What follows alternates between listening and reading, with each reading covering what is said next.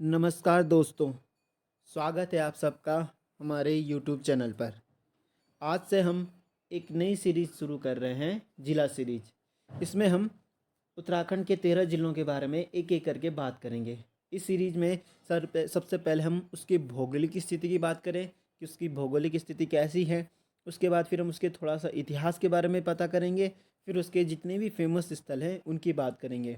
I hope आपको ये series पसंद आए।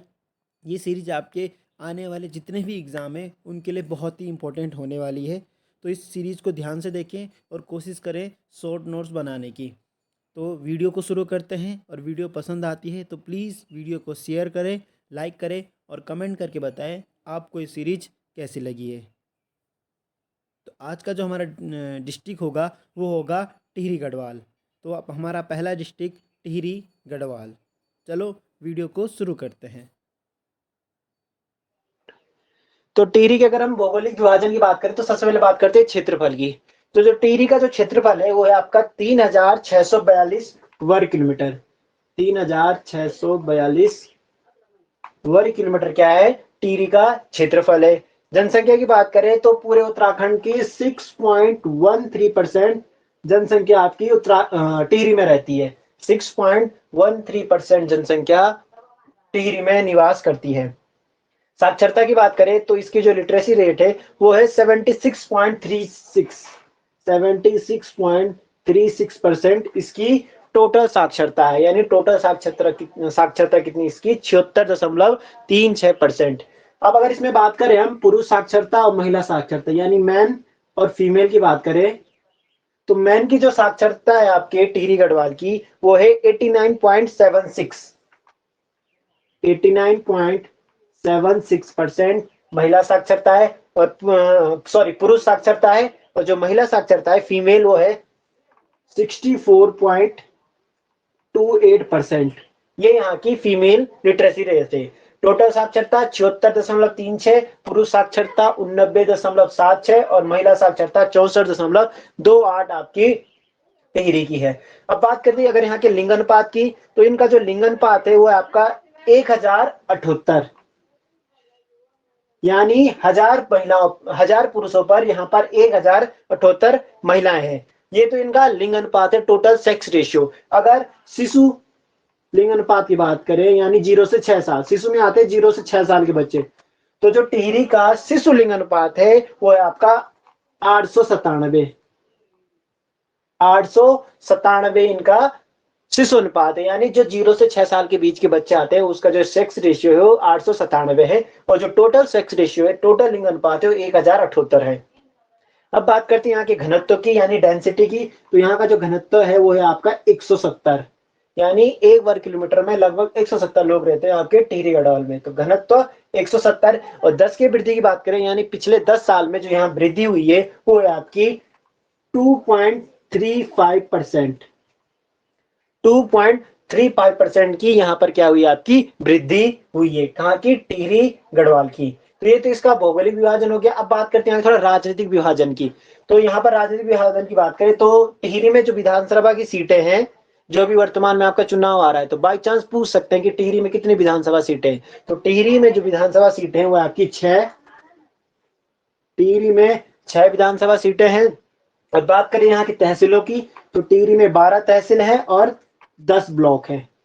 विधानसभा सीटें 6, तहसील 12, ब्लॉक 10 है। तो ये इसकी राजनीतिक आधार हो गया। अगर बात करें इनकी पड़ोसी सीमा यानी टिहरी की पड़ोसी सीमा किससे लगती है, तो टिहरी मैंने आपको बताया था कि उत्तराखंड में 4 डिस्ट्रिक्ट ऐसे हैं जो आंतरिक जिले हैं। आंतरिक जिले यानी उनकी न किसी बाहरी देश से न किसी बाहरी राज्य सीमा लगती है, उन जिलों को कहा जाता है आंतरिक जिले। तो उन्हीं 4 आंतरिक जिलों में से एक है आपका टिहरी। टिहरी भी आपका एक ऐसा जिला है जिसकी किसी बाहरी सीमा से, किसी बाहरी राज्य या बाहरी देश से सीमा नहीं लगती, केवल जो हमारे उत्तराखंड के जिले हैं उन्हीं से इसकी सीमा लगती है, इसलिए इसे आंतरिक जिला कहता है। तो पेपर में पूछ सकते हैं कि आंतरिक जिलों की संख्या कितनी है, 4। कौन कौन से हैं, एक है आपका, 2 आपके गढ़वाल मंडल से, 2 आपके कुमाऊं मंडल से। गढ़वाल मंडल से एक टिहरी है, दूसरा आपका रुद्रप्रयाग है। और अगर कुमाऊं मंडल की बात करें तो बागेश्वर और अल्मोड़ा, ये 2 डिस्ट्रिक्ट कुमाऊं के हैं जो आंतरिक जिले हैं। तो टिहरी आपका आंतरिक जिला है, लेकिन आंतरिक जिला के होने के बावजूद इनके जो पड़ोसी जिले हैं पड़ोसी जिलों से जिसकी सीमा लगती है, तो पड़ोसी जिलों में इसकी 4 जिलों से सीमा लगती है। टिहरी की आपकी 4 जिलों से सीमा लगती है। एक तो है आपका देहरादून, पहला देहरादून, दूसरा आपका उत्तरकाशी है, देहरादून उत्तरकाशी, उसके बाद आपका चमोली, सॉरी देहरादून उत्तरकाशी पौड़ी चमोली से नहीं लगती है, देहरादून उत्तरकाशी पौड़ी, और चौथा आपका रुद्रप्रयाग।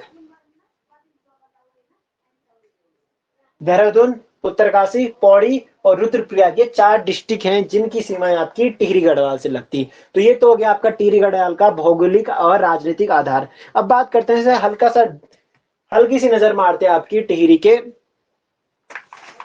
जो आपका टिहरी का इतिहास है उस पर जरा हल्की सी नजर डालते हैं कि टिहरी का इतिहास कैसा कैसा है, टिहरी का इतिहास कैसे बना, कैसे उसका विकास हुआ।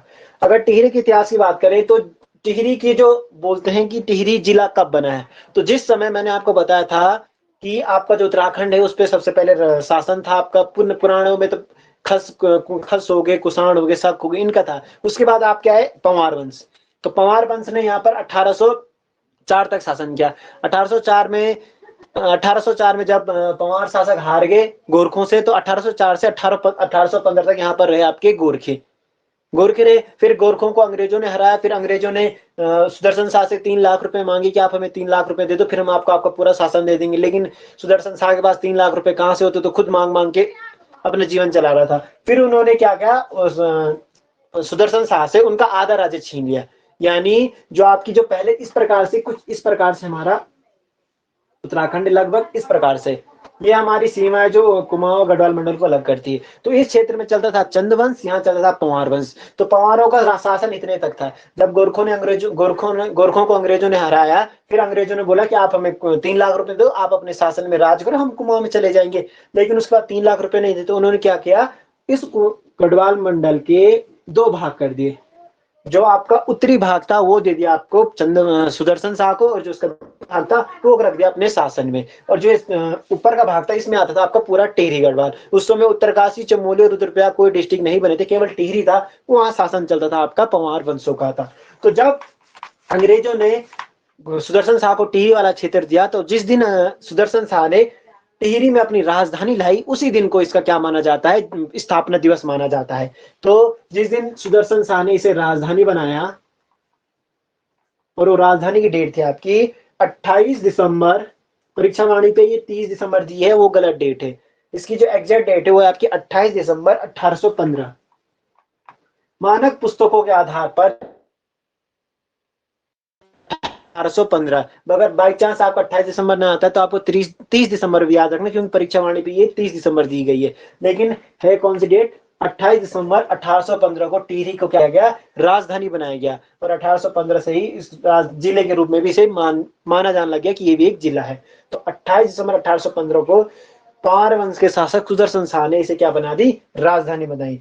अगर टिहरी की बात करें तो पुराणों में, जो पुराण है आपके, उसमें टिहरी को कहा गया है गणेश प्रयाग। पुराणों में टिहरी को कहा गया है गणेश प्रयाग। दूसरा, केदारखंड में मानस खंड और केदारखंड, आपका जो गढ़वाल वाला क्षेत्र है उसे कहा जाता था केदारखंड, और कुमाऊं वाले क्षेत्र को कहा जाता था मानस खंड। तो केदारखंड में टिहरी को जो कहा गया वो कहा गया है धनुष तीर्थ। दोनों बात ध्यान रखना कि पुराणों में इसे गणेश प्रयाग कहा गया है, तथा केदारखंड में टिहरी को कहा गया है धनुष तीर्थ। ये तो इसका थोड़ा सा इतिहास की बात करें। अब बात करें जिस समय, अब अंग्रेज हार गए जब 15 अगस्त 1947 को हमारा देश आजाद हो गया।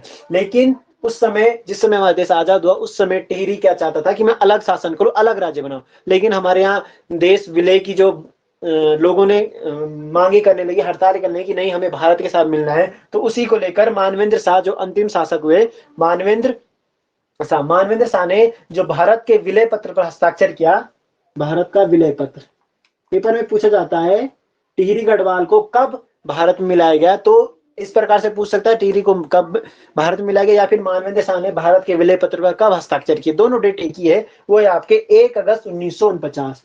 1 अगस्त, इंपोर्टेंट डेट 1949। देश हमारा 1947 में आजाद हो गया, लेकिन टिहरी भारत का हिस्सा कब बना, 1949 में। 1 अगस्त 1949 को टिहरी क्या बन गया, भारत का एक हिस्सा बना। और ये यूपी, वर्तमान का यूपी, लेकिन उस समय का था संयुक्त प्रांत। उस समय यूपी को कहा जाता था संयुक्त प्रांत। तो संयुक्त प्रांत का 50वां डिस्ट्रिक्ट बना आपका टिहरी। ये भी ध्यान रखना, संयुक्त प्रांत जो वर्तमान का यूपी है उसका 50वें क्रम का डिस्ट्रिक्ट बना आपका टिहरी गढ़वाल। तो ये देखिए, अब जो वर्तमान की टिहरी है, पहले जो टिहरी थी वो क्या हो गया आपकी, आपको मालूम है बांध के कारण डूब गई। तो जो आपकी पुरानी टिहरी है वो, उसके डूबने के बाद नई टिहरी का जो निर्माण किया गया, यानी नई टिहरी को जो बसाया गया पुरानी टिहरी के डूबने के बाद, तो जो नई टिहरी बनी आपकी वो बसाई गई आपकी 29 अक्टूबर 2005। यानी पुरानी टिहरी की जगह पर नई टिहरी जो बसाई गई उसकी डेट है आपकी 29 अक्टूबर 2005। और जो आपकी पुरानी टिहरी है वो दो नदियों के संगम पर है, भागीरथी और भिलंगना नदी। मैंने आपको बोला था इसे पुराणों में क्या कहा जाता है, गणेश प्रयाग कहा जाता है। प्रयाग से मैं शाब्दिक अर्थ कहूं तो प्रयाग यानी जहां पर दो नदियों का संगम होता है उसे प्रयाग कहा जाता है। जहां पर दो नदियां आपस में मिल कहा जाता है, प्रयाग कहा जाता है। तो यहाँ पर दो नदियां मिल रही आपकी भागीरथी और भिलंगना, इसलिए इसे क्या कहा जाता था, गणेश प्रयाग कहा जाता था। ये बात ध्यान रखना। तो 29 अक्टूबर 2005 को क्या बनाया गया, नई टिहरी बनाया गया। अब बात करते हैं थोड़ा सा यहाँ की जो प्रमुख नदियां हैं, प्रमुख जो यहाँ की नदियां हैं, प्रमुख नदियों में यहाँ पर जो एक नदी है वो आपकी भागीरथी, जो टिहरी में बहती है कि भागीरथी, भागीरथी। और ये भागीरथी नदी आपकी पता है आपको उत्तरकाशी से आती है। जब हम उत्तरकाशी डिस्ट्रिक्ट पढ़ेंगे तो वहां भागीरथी डिस्ट्रिक्ट, भागीरथी के बारे में पूरा पढ़ेंगे, इसका उद्गम कहाँ से होता है, कहाँ कहाँ से कौन सी नदी मिलती है। तो भागीरथी नदी है, इसमें टिहरी में दो नदियां मिलती है भागीरथी में। प्रमुख तो वैसे मिलती तो तीन नदियां, लेकिन दो छोटी नदियां मिलती। प्रमुख नदी आपको पता है जिसपे पुराना टिहरी है आपको, एक तो वो है। दो जो छोटी नदियां हैं, एक आपकी मिलुन गंगा और दूसरी है सिया गंगा। मिलुन गंगा और सिया गंगा। साथ में एक नदी आपकी है, आपकी वो है आपकी भिलंगना नदी जो आपकी मिलती है। और ये जो भागीरथी आपकी, ये आपकी देव प्रयाग में मिल जाती है अलकनंदा में। ये भी ध्यान रखना, भागीरथी देव प्रयाग में मिल जाती है अलकनंदा में। दूसरी जो इंपॉर्टेंट नदी मैंने बताया आपकी वो है भिलंगना। भिलंगना जो भागीरथी की सबसे बड़ी सहायक नदी भी मानी जा सकती है, भिलंगना। भिलंगना भागीरथी क्या है, सबसे बड़ी सहायक नदी है। और भिलंगना आपको पता है, मैंने अभी बोला गणेश प्रयाग जहां पे पूरा टिहरी है वहां पर मिल जाती है भागीरथी में, गणेश प्रयाग में मिल जाती है भागीरथी नदी में आपकी भिलंगना नदी। उसके बाद अगली जो नदी यहाँ बहती है वो आपकी अलकनंदा। मैंने आपको बता दिया अलकनंदा भागीरथी में मिल जाती है देव प्रयाग में। उसके बाद जो अगली गंगा, अगली नदी आपकी, अगली नदी है आपकी बाल गंगा। चौथी जो आपकी टिहरी की इंपॉर्टेंट है वो है बाल गंगा। अगर हम भिलंगना की बात करें तो भिलंगना नदी आपकी टिहरी है, मेन टिहरी से ही निकलती है। टिहरी में एक ग्लेशियर है आपका खतलिंग ग्लेशियर। भिलंगना नदी का उद्गम होता है टिहरी के खतलिंग ग्लेशियर से। टिहरी के खतलिंग ग्लेशियर से निकलती है आपकी भिलंगना नदी। और इस भिलंगना नदी की जो प्रमुख सहायक नदी है, इसे हम, ये जो नदी है हमको डीप स्टडी हम इसे तब पढ़ेंगे जब हम इसको प्रॉपर नदी तंत्र को पढ़ेंगे। अभी हम केवल डिस्ट्रिक्ट वाइज पढ़ रहे हैं तो थोड़ा सा इन पे हल्की सी नजर मार रहे हैं, कौन सा डिस्ट्रिक्ट में कौन कौन सी नदियां मिलती है, क्या क्या इंपॉर्टेंट है वहां की। तो भिलंगना नदी खतलिंग ग्लेशियर से निकलती है। इसकी जो सहायक नदी है वो है आपका मेद गंगा, दूध गंगा, धर्म गंगा और बाल गंगा। कौन कौन सी है, मेद गंगा, दूध गंगा, धर्म गंगा और बाल गंगा, इसकी क्या है, प्रमुख नदियां हैं, प्रमुख नदियां हैं। अभी मैंने एक लाइन आपको बोला प्रयाग, प्रयाग यानी दो नदियों का संगम को क्या कहते हैं, प्रयाग। उत्तराखंड में मुख्यतः 5 प्रयाग हैं, जो वैसे तो प्रयाग बहुत सारे हैं, जहां पर दो नदियां मिल गई उसे नॉर्मली प्रयाग ही कहते हैं, लेकिन प्रमुख 5 प्रयाग है उत्तराखंड में जो आपके देखे जाते हैं। तो जब अभी यहाँ पे हमने प्रयाग की बात कर ही दी है तो जरा प्रयाग पे जरा एक हल्की सी नजर मारते हैं। तो एक मैप के थ्रू मैं आपको समझाने की कोशिश करूंगा प्रयागों को। ये जो नदी आ रही है आपकी अलकनंदा नदी आ रही है आपकी, ध्यान रखना अलकनंदा नदी जो आपकी चमोली से आती है, ये है आपकी अलकनंदा, जो कि पंच प्रयागों के लिए सबसे इंपॉर्टेंट नदी है अलकनंदा नदी। तो ये आ रही है आपकी अलकनंदा नदी, अलकनंदा नदी आ रही है। इस अलकनंदा जो चमोली से आती है, इस अलकनंदा में सबसे पहले एक नदी मिलती है केशव प्रयाग के पास। पंच प्रयागों में नहीं आता है आपका केशव प्रयाग, ये ध्यान रखना। यहाँ पर है आपका केशव प्रयाग। वो केशव प्रयाग में यहाँ पर एक नदी मिलती है, सरस्वती नदी, ध्यान रखना, सरस्वती नदी केशव प्रयाग। केशव प्रयाग में अलकनंदा में मिली सरस्वती नदी और ये बन गया आपका केशव प्रयाग। थोड़ा आगे आने पर चमोली में ही अगला स्थल है आपका विष्णु प्रयाग।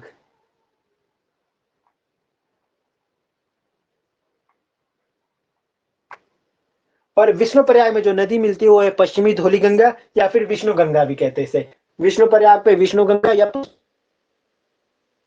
विष्णु गंगा तो कोई भी बता देगा, पर आपको ध्यान रखना पश्चिमी धौली गंगा नदी, इसे ही विष्णु गंगा भी कहते हैं। तो ये मिले आपके विष्णु प्रयाग में। अब थोड़ा आगे आने पर कहीं आपका नंद प्रयाग है, चमोली में है आपका नंद प्रयाग। नंद प्रयाग में मिलती इसमें नंदाकिनी, नंद प्रयाग में जो नदी मिली उसका नाम है नंदाकिनी, नंदाकिनी। यह आपकी कहाँ है, मिलती है इसमें नंद प्रयाग में। आगे आने पर चमोली में ही एक स्थल है आपका कर्ण प्रयाग, कर्ण प्रयाग। और कर्ण प्रयाग में जो नदी मिलती है वो है आपकी पिंडर नदी, पिंडर या पिंडारी नदी, पिंडारी ग्लेशियर से निकलती है पिंडर नदी, पिंडारी नदी, ये मिलती है आपकी कर्ण प्रयाग में। तो ये जितने भी प्रयाग थे आपकी ये सारे थे चमोली में, ये सारे थे आपके चमोली में। फिर आपकी एक स्थल यहाँ पे रुद्रप्रयाग, जो आपका डिस्ट्रिक्ट भी है। और रुद्रप्रयाग से इससे एक नदी मिलती है जिसका नाम है आपकी मंदाकिनी नदी। अब रुद्रप्रयाग है तो रुद्रप्रयाग में ही होगा ये प्रयाग, रुद्रप्रयाग नाम से पता चला, तो ये रुद्रप्रयाग में इसमें कौन सी नदी मिली है, मंदाकिनी नदी। फिर आगे आने पर इसमें मिलती है, इसकी जो प्रमुख सहायक नदी है ये अलकनंदा आ रही है, ये आपकी भागीरथी नदी, भागीरथी नदी जो मिलती है आपकी देव प्रयाग में, देव प्रयाग में मिलती है आपकी भागीरथी नदी। और ये देव प्रयाग है आपका टिहरी में, ध्यान रखना टिहरी। और यहाँ पर जब अलकनंदा भागीरथी मिलती है तो यहाँ पे कहा जाता है सास बहू का संगम। और इसके आगे देव प्रयाग से आगे जो ये नदी है ये गंगा नाम से बहती है। इससे पहले किस नाम से बह रही थी, ये भागीरथी या अलकनंदा, और देव प्रयाग के बाद जब ये आगे बहती है तब बहते आती है आप गंगा नदी से। तो ये आपके इंपॉर्टेंट प्रयाग है, इसको अगर हम छोड़ दे तो 5 प्रयाग हैं आपके, विष्णु प्रयाग, नंद प्रयाग, कर्ण प्रयाग, रुद्र प्रयाग और देव प्रयाग। कई बार इसका क्रम भी लगाना आता है कि दक्षिण से उत्तर की ओर, दक्षिण से उत्तर की ओर या फिर उत्तर से दक्षिण की ओर, इनका क्रम क्या है तो आप ध्यान रखना। सबसे ऊपर है आपका विष्णु प्रयाग, फिर है नंद प्रयाग, फिर है कर्ण प्रयाग, फिर है रुद्र प्रयाग, फिर है देव प्रयाग। ध्यान रखना ये आपका क्या हो गया, पूरा एक डायग्राम हो गया प्रयागों का। तो ये तो हो गया आपका प्रयाग। अब बात करते हैं जो टिहरी के फेमस स्थल है कि टिहरी में कौन कौन से स्थल पाए जाते हैं, कौन कौन सी फेमस जगह की है। कुछ चीजें तो आपकी इसी डायग्राम से क्लियर हो गई है। तो पहला जो फेमस स्थल है आपका वो है आपका देव प्रयाग। अभी मैंने बोला आपको देव प्रयाग क्यों फेमस है, यहाँ पर 2 नदियों का संगम होता है, भागीरथी और अलकनंदा का संगम होता है। भागीरथी को कहा जाता है सास और अलकनंदा को कहा जाता है बहू। भागीरथी को सास, अलकनंदा को बहू। पहले क्वेश्चन बहुत पूछा जाता था कि अलकनंदा और भागीरथी में से सास किसे कहा जाता है या बहू किसे कहा जाता है, तो भागीरथी को सास और अलकनंदा को क्या कहा जाता है, बहू कहा जाता है। और इसी देव प्रयाग में 2 कुंड है। एक कुंड जो भागीरथी की तरफ है वो है आपका ब्रह्म कुंड या फिर ब्रह्मा कुंड, भागीरथी की तरफ है ब्रह्मा कुंड, यानी जो भागीरथी नदी के साइड है। और दूसरा जो कुंड है आपका वशिष्ठ कुंड, वो आपका अलकनंदा के साइड है। तो ये भी ध्यान रखना कौन से कुंड कहाँ है और किस नदी के साइड है, यानी किस नदी के पास है। ब्रह्मकुंड अलकनंदा भागीरथी और वशिष्ठ कुंड आपकी अलकनंदा नदी के तट पर है आपके, ये दोनों कुंड भी आपने ध्यान रखना है। और यही देव प्रयाग में एक मंदिर है आपका रघुनाथ मंदिर का, रघुनाथ मंदिर। कहा जाता है जब भगवान राम ने रावण का वध किया था तो उसके बाद अब भगवान राम इस क्षेत्र में भी अपने जितने सारे लोगों को मारा तो उसके पाप के हरने के लिए, पूजा करने के लिए यहाँ पर आए थे आपके रघुनाथ मंदिर में। तो यहाँ पर देव प्रयाग में क्या है, रघुनाथ मंदिर है। और ये जो मंदिर है आपका द्रविड़ शैली में है, ये भी ध्यान रखना किस शैली का है, द्रविड़ यानी दक्षिण भारतीय शैली है। कहा जाता है इस रघुनाथ मंदिर का जो निर्माण है वो आदि गुरु शंकराचार्य ने कहा था। इसी रघुनाथ मंदिर के जो कपाट है यानी दरवाजा, दरवाजे पर एक लेख लिखा है। और ये जो लेख लिखा है वो लिखा है आपकी मथुरा बैराणी ने। रघुनाथ मंदिर के दरवाजे पे एक लेख लिखा है, जो लिखा है आपका मथुरा वैराणी ने। और ये जो मथुरा वैराणी है, ये है आपकी जो माधो सिंह भंडारी है उसकी पुत्र वधू, माधो सिंह भंडारी की पुत्र वधू। माधव सिंह भंडारी की पुत्र वधू का इस पर लेख है और इस लेख में लिखा गया है, इस लेख में जो बातें कही गई है और कही गई है आपकी पृथ्वीपति शाह के बारे में, पृथ्वीपति शाह के बारे में कहा गया है। और ये जो पृथ्वीपति शाह है ये माधव सिंह यानी पृथ्वीपति शाह का सेनापति था माधव सिंह भंडारी, और माधव सिंह भंडारी की पुत्र वधू है मथुरा वैराणी, उसका एक लेख मिलता है इसी रघुनाथ मंदिर के दरवाजे पर, ये भी आपने ध्यान रखना है। उसके बाद ये जो देव प्रयाग है इसे सुदर्शन क्षेत्र और इंद्र प्रयाग के नाम से भी जाना जाता है। सुदर्शन क्षेत्र और इंद्र प्रयाग के नाम से भी इस क्षेत्र को जाना जाता है। सुदर्शन क्षेत्र इसलिए कहा जाता है क्योंकि इस देव प्रयाग का निर्माण सुदर्शन शाह ने कराया है, इसलिए इस क्षेत्र को सुदर्शन क्षेत्र भी कहा जाता है। ये बात भी आपको ध्यान रखना है। और कहा जाता है कि सतयुग में एक राजा हुए देव शर्मा ऋषि, सतयुग में एक ऋषि हुए देव शर्मा ऋषि। तो देव शर्मा ऋषि के नाम पर ही इसका नाम देव प्रयाग पड़ा। देव शर्मा जो सतयुग में एक ऋषि हुए उन्हीं के नाम पर इसका क्या नाम पड़ा, देव प्रयाग पड़ा। ये भी बात ध्यान रखना। इसका अन्य नाम क्या क्या है, सुदर्शन क्षेत्र और इंद्र प्रयाग, साथ में जो देव प्रयाग है और देव शर्मा ऋषि जो एक सतयुग में जो ऋषि थे उनके नाम पर इसका नाम क्या पड़ा, देव प्रयाग। अगला जो टिहरी का फेमस स्थल है वो है आपका चंद्रवदनी। अगला टिहरी का फेमस स्थल चंद्रवदनी।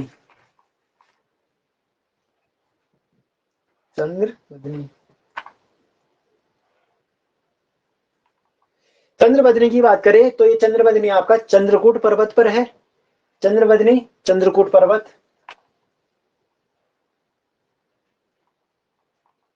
चंद्रवदनी चंद्रकूट पर्वत। और यहाँ पर आपकी एक अखंड ज्योति प्रज्वलित होती है, भी ध्यान रखना। यहाँ पर एक अखंड ज्योति क्या होती है, प्रज्वलित होती है, प्रज्वलित होती है, ध्यान रखना।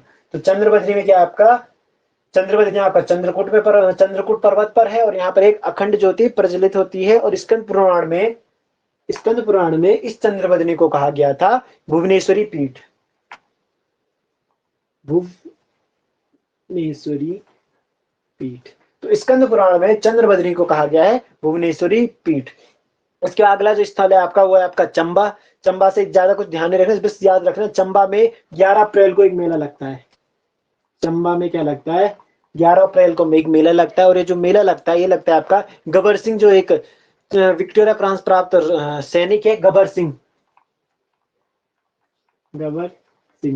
तो गबर सिंह की याद में 11 अप्रैल को चंबा में क्या लगता है, मेला लगता है, क्योंकि गबर सिंह का संबंध चंबा से ही है। तो 11 अप्रैल चंबा को गबर सिंह का मेला, ध्यान रखना गबर सिंह का मेला कहाँ लगता है। अगला जो यहाँ का फेमस स्थल है धनोल्टी। उसके बाद अगला जो फेमस स्थल है आपका, बस ऐसे याद रखना धनोल्टी कहाँ है, टिहरी में। अगला आपका सुरकंडा देवी मंदिर, फेमस मंदिर सुरकंडा देवी मंदिर। सुरकंडा देवी मंदिर की बात करें तो ये भी आपका टिहरी में है। और यहाँ पर सिर्फ इतना ध्यान रखना कि गंगा दशहरा को यहाँ पर एक मेला लगता है। गंगा दशहरा को सुरकंडा देवी के मंदिर में एक मेला लगता है। तो ध्यान रखना, पेपर में आएगा गंगा दशहरे के दिन कहाँ मेला लगता है, तो याद रखना अपना सुरकंडा देवी। इसके अलावा यहाँ पर नाग टिब्बा, बूढ़ा केदार, विश्वनाथ गुफा, वशिष्ठ गुफा, यहाँ पे फेमस चीजें हैं। क्या क्या, नाग टिब्बा, बूढ़ा केदार, विश्वनाथ गुफा और वशिष्ठ गुफा, ये सभी आपकी कहाँ है, टिहरी में पाई जाती है। और कहा जाता है जो आपकी विश्वनाथ गुफा है वो शंकराचार्य की तपस्थली थी। विश्वनाथ गुफा शंकराचार्य की तपस्थली थी। अब बात करते हैं जो टिहरी का सबसे इंपॉर्टेंट फैक्ट है और जिससे क्वेश्चन बनने के सबसे अधिक चांस होते हैं, वो है आपकी टिहरी बांध। टिहरी बांध एशिया का सबसे ऊंचा बांध, टिहरी बांध। टिहरी बांध की बात करें तो टिहरी अभी आपको मैंने बताया था किन दो नदियों के संगम पर है, भागीरथी और भिलंगना नदी। तो पहला इंपोर्टेंट पॉइंट किन दो नदियों के पर है, भागीरथी प्लस भिलंगना।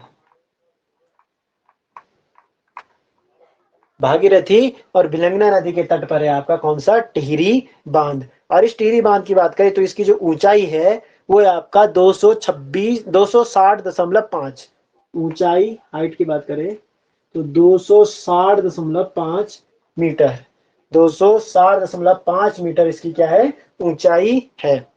लंबाई की बात करें तो इसकी जो लंबाई है वो है 575 मीटर, 575 मीटर इसकी क्या है, लंबाई है।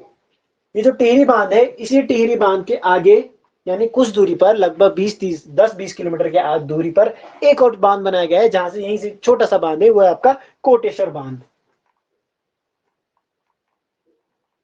कोटेश्वर बांध ज्यादा दूर नहीं, इस टिहरी से थोड़ा सा नजदीक ही है। तो इस प्रकार से पूछ सकता है कि टिहरी से कुछ ही दूरी पर कौन सा बांध है, तो है आपका कोटेश्वर बांध। या फिर पूछ सकता है कोटेश्वर बांध किसके नजदीक है, तो आपको ध्यान रखना टिहरी के नजदीक है आपका कोटेश्वर बांध। अगर टिहरी की बात करें, टिहरी बांध का जो अन्य नाम है या ऑफिशियल नाम कहें तो ये आपका स्वामी राम तीर्थ बांध। इंपोर्टेंट, स्वामी राम तीर्थ बांध, ये क्या है, टिहरी का अन्य नाम है। और पंडित जवाहरलाल नेहरू ने इस बांध को क्या कहा, राष्ट्र का, नहीं सॉरी, इस बांध को पंडित जवाहरलाल नेहरू नहीं, सॉरी माफ करना, इस बांध को एक संज्ञा दी गई है, इस टिहरी बांध को एक संज्ञा दी गई है, वो संज्ञा दी गई राष्ट्र की गांव, राष्ट्र का गांव या फिर राष्ट्र की गांव की संज्ञा दी गई इस बांध को। तो ध्यान रखना किस बांध को राष्ट्र के गांव की संज्ञा दी गई है, टिहरी बांध को राष्ट्र की गांव की संज्ञा दी गई है। अब बात करते हैं इस बांध के निर्माण को लेकर क्या क्या कदम उठाए गए, कैसे कैसे इस बांध को लेकर कार्य प्रारंभ हुआ। तो सबसे पहले 1972 में इस बांध को योजना आयोग की स्वीकृति मिली थी। ध्यान रखना 1972 में क्या मिल गई, योजना आयोग, जिसके स्थान पर वर्तमान में नीति आयोग है। तो नीति आयोग के पहले क्या रहता था, आपका योजना आयोग होता था। तो 1972 में इसे योजना आयोग की क्या मिल गई, स्वीकृति मिल गई कि हाँ इसमें हम काम प्रारंभ करेंगे। उसके बाद 1978 में इसे, इसके निर्माण का जो कार्य दिया गया वो दे गया आपका यूपी सिंचाई विभाग को, यानी इसको मंजूरी मिली, फिर इसके काम का जो दे दिया गया वो दे गया यूपी सिंचाई विभाग को, यानी यूपी की जो सिंचाई विभाग है उसके पास का काम सौंपा गया कि लो भाई तुम इस काम को करना प्रारंभ कर दो। जिस समय इसका काम प्रारंभ, यानी जिस समय कार्य प्रारंभ हुआ उस समय इस टिहरी को जो बनाई गई थी उसको केवल 600 मेगावाट के लिए बनाया जा रहा था, यानी 600 मेगावाट की केवल बिजली उत्पादन करना था इस टिहरी बांध ने। लेकिन 1986 में सोवियत संघ रसिया, या फिर नॉर्मली अभी रूस है, उस समय सोवियत संघ था, तो रूस के राष्ट्रपति यहाँ आए, उनका नाम था मिखाइल गोवर्च। मिखाइल गोवर्च रूस के राष्ट्रपति हैं, वो भारत आए और इन्होंने इस बांध के लिए अपने सहयोग की मंजूरी दी। इनकी सहयोग की मंजूरी मिलने के बाद इस बांध का जो निर्माण था, पहले 600 मेगावाट का था, उसे बढ़ाकर 2400 मेगावाट कर दिया गया। 600 मेगावाट की जगह क्या कर दिया गया, 2400 मेगावाट कर दिया गया। यानी वर्तमान में अगर पूछा आपको टिहरी बांध की क्षमता कितनी है, तो ये आपकी 2400 मेगावाट। इस 2400 मेगावाट को भी 3 अलग अलग भागों में बांटा गया है। पहला आपका 1000 मेगावाट, फिर दूसरा 1000 मेगावाट, तीसरा 400 मेगावाट। 1000 मेगावाट, 1000 मेगावाट और 400 मेगावाट। जो 1000 मेगावाट है वो आपका टिहरी बांध एवं जल विद्युत के पास है। 1000 मेगावाट है आपका टिहरी बांध एवं जल विद्युत के पास। दूसरा जो 1000 मेगावाट है वो आपका Tehri pump storage plant, 1000 vote का जो दूसरा है वो आपका टिहरी पंप स्टोरेज प्लांट के पास। और तीसरा जो आपका 400 मेगावाट वाला है वो है आपका कोटेश्वर बांध, जो मैंने अभी बोला था ना, जो टिहरी से थोड़ा आगे है, वो है आपका कोटेश्वर बांध। ध्यान रखना कोटेश्वर बांध। ये जो कोटेश्वर बांध है इसकी बात करें तो ये है आपका 97.5 मीटर ऊंचा है, आपका 97.5 मीटर ऊंचा आपका कोटेश्वर बांध। पहले कितने मेगावाट का था, 600। फिर जब रशिया के राष्ट्रपति आए फिर ये हो गया 2400 मेगावाट। इसको 3 भागों में बांटा गया, 1000 प्लस 400 मेगावाट। 1988 में, जब 1986 में रशिया के प्राइम राष्ट्रपति ने अपनी मदद की बात कर दी, तो 1988 में क्या कर दिया, केंद्र सरकार ने इसे अपने हाथों में ले लिया। यानी 1988 से पहले जो ये कार्य था ये यूपी सरकार के पास था, लेकिन इसका काम क्या हो रहा था, बहुत धीरे धीरे हो रहा था, यानी बहुत रुक रुक के हो रहा था। इसका प्रदर्शन भी ज्यादा हो रहा था। इस टिहरी बांध को रोकने के लिए कई प्रदर्शनकारियों ने अपना काम किया। तो 1988 में क्या हुआ, केंद्र सरकार ने इसे अपने हाथ में ले लिया, ये भी ध्यान रखना। और फिर इसके निर्माण के लिए 1990 में टिहरी बांध के निर्माण में 1989 में टिहरी जल बांध निगम की स्थापना की गई। टिहरी जल बांध निगम की स्थापना की गई 1989 में, वेरी इंपॉर्टेंट। टिहरी जल बांध निगम की स्थापना की गई 1989 से। उसके बाद इसका कार्य भी इसी ने शुरू कर दिया। इसके अगर क्षेत्रफल की बात करें तो इसका जो टोटल एरिया है वो आपका है 42 वर्ग किलोमीटर। 42 वर्ग किलोमीटर इसका क्या है, टोटल एरिया है। टोटल एरिया है। इसका जो प्रथम चरण यानी इसकी जो पहली योजना है, जब इसका पहला चरण जो राष्ट्र को समर्पित किया गया, यानी पहले चरण ने जो बिजली उत्पादन करना प्रारंभ किया, उसकी जो डेट है आपकी इंपॉर्टेंट डेट है 30 जुलाई 2006। 30 जुलाई 2006। 30 जुलाई 2006 को इसके प्रथम चरण को राष्ट्र को समर्पित कर दिया गया। 30 जुलाई 2006। अब बात करते थोड़ा सा इसके बारे में कि इसका जो डिजाइन है किसने बनाया। तो कई बार पेपर में पूछा चुका कि टिहरी बांध का डिजाइन किसने बनाया गया। तो टिहरी बांध का जो डिजाइन बनाया वो बनाया आपका प्रोफेसर जेम्स ब्रूम ने। प्रोफेसर जेम्स ब्रूम, इनके द्वारा आपके टिहरी के डिजाइन को बनाया गया। अब कोई भी बांध अगर किसी राज्य में बनाया जा रहा तो उसका जो 12% है वो क्या मिलता है, उस राज्य की सरकार को रॉयल्टी के रूप में मिलती है। यानी 12% इस बांध से जो बिजली बनाई जा रही है, चाहे वो केंद्र के पास है, ये परियोजना आपकी 1988 में केंद्र योजना हमारे राज्य में बनाई जा रही है, इसलिए इसका जो 12 जितनी बिजली उत्पादन की जाएगी उसका 12% उत्तराखंड को रॉयल्टी के रूप में मिलेगी। रॉयल्टी यानी 12% मुफ्त में बिजली हमें मिलेगी। उसके अलावा अगर हमें 12% से ज्यादा बिजली चाहिए तो हमें उसके पैसे देने पड़ेंगे, लेकिन 12% तक की बिजली हमें मुफ्त में सरकार के द्वारा दी जाएगी। ये भी बात आप ध्यान में रखना। तो ये तो था आपका टिहरी बांध जो आपका इंपॉर्टेंट था इस टिहरी डिस्ट्रिक्ट से सबसे इंपॉर्टेंट फैक्ट। अब बात करते हैं जो टिहरी में पाई जाने वाली प्रमुख झीलें, यानी ताल, तालाब। झीलों की बात करें तो झीलों में सबसे इंपॉर्टेंट और पहला झील है वो आपका सहस्त्रताल। सहस्त्रताल। सहस्त्रताल की बात करें तो सहस्त्रताल जो है आपका, ये गढ़वाल का सबसे बड़ा और सबसे गहरा झील है। गढ़वाल की सबसे बड़ी और सबसे गहरी झील है आपकी सहस्त्रताल। गढ़वाल की सबसे बड़ी और सबसे गहरी, कुमाऊं की नहीं, पूरे उत्तराखंड की नहीं, ओनली वन गढ़वाल की सबसे बड़ी और सबसे गहरी झील है आपकी सहस्त्र झील। और इसी झील के निकट से आपकी एक गंगा का उद्गम होता है जिसका नाम है बाल गंगा। इसी के निकट एक नदी बाल गंगा का उद्गम होता है। तो 2 पॉइंट ध्यान रखना, सबसे बड़ी और गढ़वाल की सबसे बड़ी और सबसे गहरी झील तथा बाल गंगा का उद्गम भी सहस्त्रताल के पास से ही होता है। अगला जो आपका यमताल, फिर उसके बाद अगला है इंपॉर्टेंट है महासर ताल। जो महासर ताल है इसके जो आकार है 2 कटोरे नुमा है।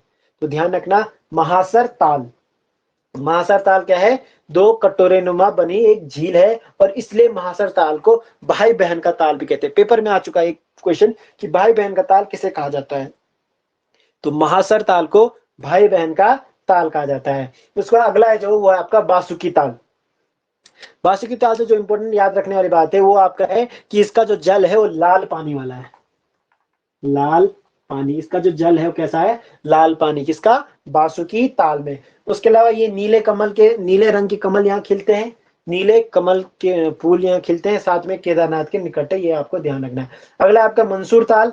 जो मंसूर ताल है आपका, मंसूर ताल आपका खतलिंग ग्लेशियर के निकट है और यहाँ पर राजहंस देखने को मिलते हैं। कभी कभी आपके मंसूर ताल के पास क्या दिखने मिलते हैं, राजहंस देखने को मिलते हैं। और यहीं पर आपकी दूध गंगा हिमनद भी है, दूध गंगा हिमनद में। उसके अलावा टिहरी में जो अन्य ताल है उसमें आपका आसरी या आंचरी ताल है, अप्सरा या आंसरी ताल। तो ये तो इसके इंपॉर्टेंट ताल हो गए। अब बात करते हैं यहाँ के कुछ इंपॉर्टेंट ग्लेशियर हैं। एक ही ज्यादा इंपॉर्टेंट है आपका, वो है आपका खतलिंग ग्लेशियर। खतलिंग ग्लेशियर जहां से मैंने अभी आपको बताया था कि किस नदी का उद्गम होता है, भिलंगना नदी का उद्गम होता है खतलिंग ग्लेशियर।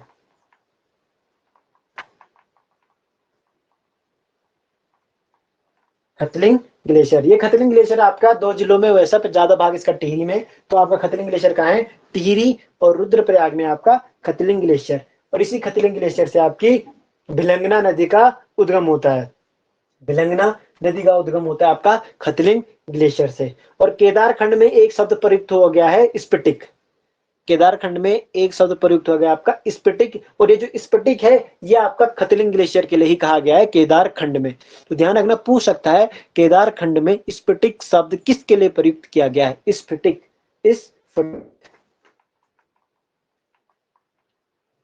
तो ये स्फटिक शब्द जो प्रयोग किया गया है वो आपका केदारखंड में खतलिंग ग्लेशियर के ही लिए कहा जाता है। और माना जाता है या फिर संभवतः ऐसा हो सकता है कि ये विश्व का सबसे बड़ा प्राकृतिक शिवलिंग हो। ये जो स्फटिक यानी होता है एक शिवलिंग, तो माना जाता है कि विश्व का सबसे बड़ी प्राकृतिक शिवलिंग ये हो सकती है आपकी खतलिंग ग्लेशियर। ये बात आप ध्यान रखना। तो एक ही यहाँ का फेमस ग्लेशियर है खतलिंग ग्लेशियर। उसके बाद यहाँ पर एक फेमस वाटरफॉल भी है, जलप्रपात, वो है आपका केम्प्टी फॉल्स जलप्रपात। केम्प्टी फॉल जलप्रपात जो कि आपका सबसे विशाल जलप्रपात भी है। यहीं पर आपका कोटाली भेल परियोजना है, कोटली भेल परियोजना जो आपकी गंगा नदी के तट पर है। कोटली भेल परियोजना गंगा नदी के तट पर। अब बात करते हैं यहाँ के जो प्रमुख बुग्याल है।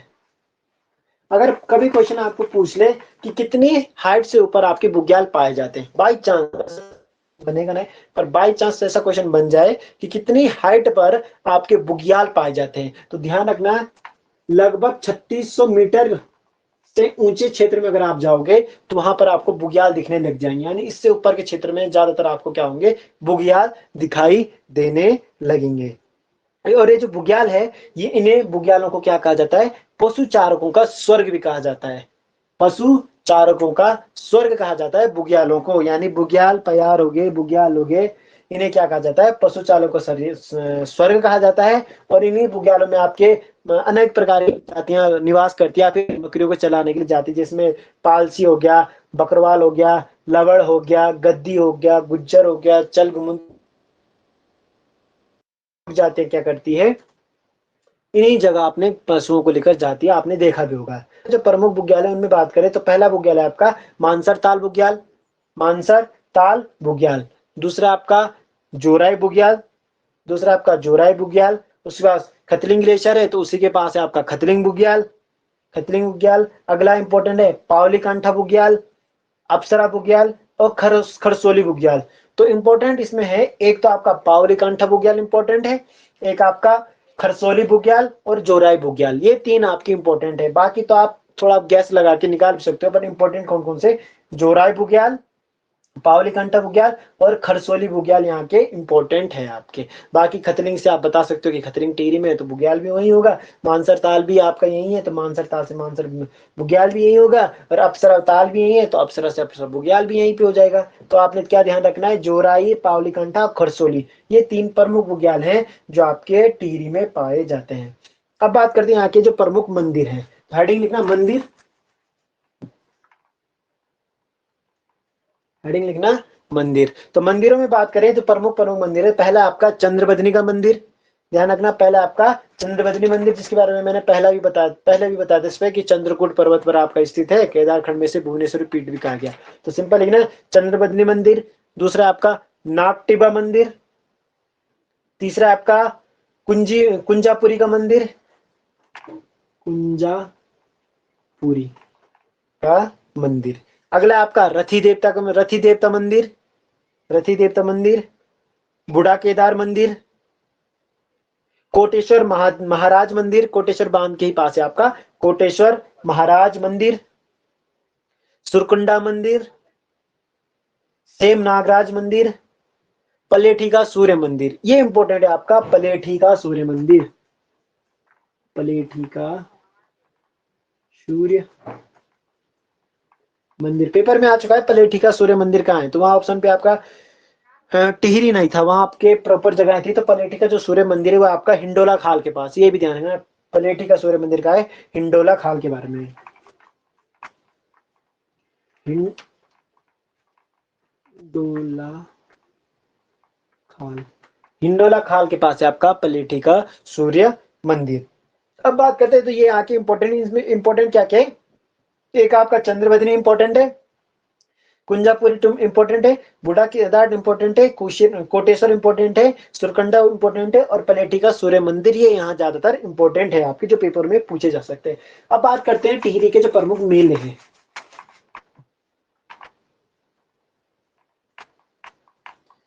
मेलों की बात करें तो इसमें जो पहला मेला है आपका वो है आपका शहीद नागेंद्र सकलानी एवं भोलू भंडारी विकास मेला। शहीद नागेंद्र सकलानी, शहीद में शॉर्ट में लिख रहा हूं, शहीद नागेंद्र सकलानी एवं भोलू भंडारी विकास मेला। शहीद नागेंद्र सकलानी एवं भोलू भंडारी विकास मेला, ये लगता है आपका कीर्ति नगर में, टिहरी में एक जगह है कीर्ति नगर, और ये मेला लगता है आपका 11 से 14 जनवरी तक, 11 से 14 जनवरी। तो शहीद नागेंद्र सकलानी एवं भोलू भंडारी विकास मेला कीर्ति नगर 11 से 14 जनवरी तक। दूसरा आपका वीर गबर सिंह मेला, मैंने आपको बताया था चंबा में लगता है, वीर गबर सिंह मेला, वीर गबर सिंह मेला चंबा में लगता है। अगला आपका सुरकंडा मेला, सुरकंडा आपका 12 अप्रैल को, सुरकंडा मेला 12 अप्रैल को, सुरकंडा मेला 12 अप्रैल। अगला आपका कुंजापुरी पर्यटन विकास मेला, कुंजापुरी पर्यटन विकास मेला, ये लगता है आपका नरेंद्र नगर में, नरेंद्र नगर में 12-13 अप्रैल को लगता है आपका कुंजापुरी पर्यटन विकास मेला। अगला आपका गुरु मणिकनाथ जात यात्रा, गुरु मणिकनाथ जात यात्रा, और ये चलती है आपकी 5 दिन की, 5 दिन तक ये मेला चलता है, फिर यात्रा चलती है और ये चलती है आपकी 1 से 5 मई, गुरु मणिकनाथ जात यात्रा। अगला लगता है आपका नागटिब्बा मेला। फिर अगला है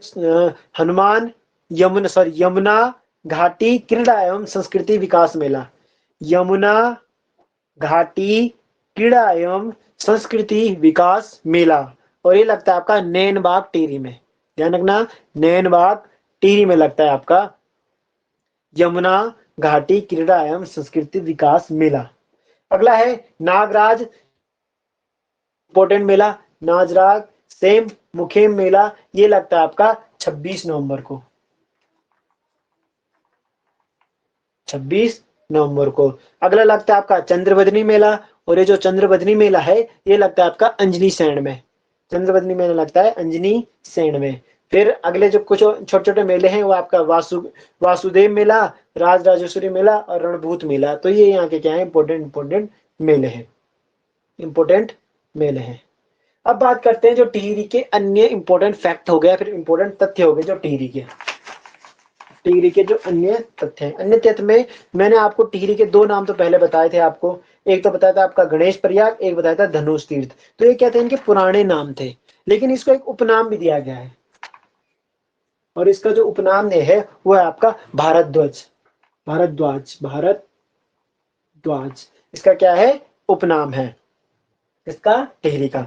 और इस यही टिहरी पर आपका है कि आप हिमालयन नक्षत्र वेधशाला, ध्यान रखना हिमालयन नक्षत्र वेधशाला, जो कि आपका देवप्रयाग में, हिमालय नक्षत्र वेधशाला पेपर में आ सकता है। हिमालय नक्षत्र वेधशाला कहाँ है, देवप्रयाग में, और इसकी जो स्थापना हुई है वो हुई अगस्त 1946 को, और इसकी जो स्थापना की वो की आचार्य पंडित चक्रधर जोशी ने, आचार्य पंडित चक्रधर जोशी ने हिमालय नक्षत्र वेधशाला की स्थापना अगस्त 1946 को देवप्रयाग में की है। उसके अलावा हाइड्रो पावर इंस्टीट्यूट ये भी आपका टिहरी में है। उसके अलावा राष्ट्रीय संस्कृत संस्थान ये आपका रघुनाथ मंदिर परिषद में है, जो कि आपका देवप्रयाग में है। राष्ट्रीय संस्कृत संस्थान रघुनाथ मंदिर परिषद देवप्रयाग। राज्य पुलिस प्रशिक्षण अकादमी, इंपॉर्टेंट, अगर आप पुलिस में निकलते हो तो आपकी जो कांस्टेबल में निकलोगे तो आपकी जो तैयारी होगी वो होगी आपकी नरेंद्र नगर में, तो वो है आपका राज्य पुलिस प्रशिक्षण अकादमी नरेंद्र नगर, राज्य पुलिस प्रशिक्षण अकादमी नरेंद्र नगर। उसके अलावा राजीव गांधी साहसिक खेल प्रशिक्षण अकादमी, राजीव गांधी साहसिक खेल प्रशिक्षण अकादमी, ये आपका कोटी टिहरी में, तो ये जितने भी इंपॉर्टेंट फैक्ट थे आपके टिहरी गढ़वाल के लेकर, वो मैंने आपको आज इस पूरी वीडियो में बता दिया है। तो और इसके अलावा आपके जो बाकी फैक्ट बचे होंगे आप उनको परीक्षा वाणी से देख लेना। कुछ अगर बाई चांस छूट गया, वैसे तो मैंने कोशिश की कि सारे इसमें कवर हो जाए। इसमें परीक्षा वाणी के अलावा भी बहुत कुछ है, परीक्षा वाणी में उतना नहीं है, उसके अलावा कुछ है। बाई चांस कुछ छूट जाए तो वो आप परीक्षा वाणी से मैं थोड़ा सा मैनेज कर लेना।